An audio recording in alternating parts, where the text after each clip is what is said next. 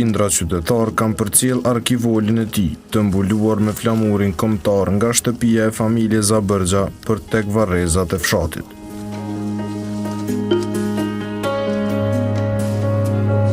Të vetmin ngushëllim, nëna e Diamantit të dy motrat e tij, Monika dhe Margareta, e gjen tek burri, respektivisht babai i tyre, Naimi.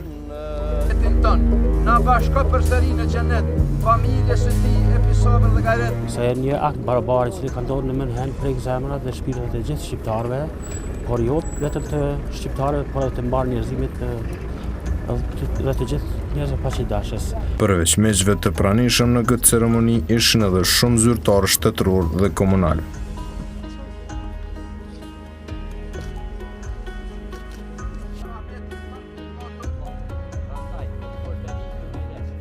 Njëzet vjeçari Diamant Zabërgja u vra në sulmin e të premtës në Munih. Ai po qëndronte te motra e tij në ditën kur ndodhi tragjedia.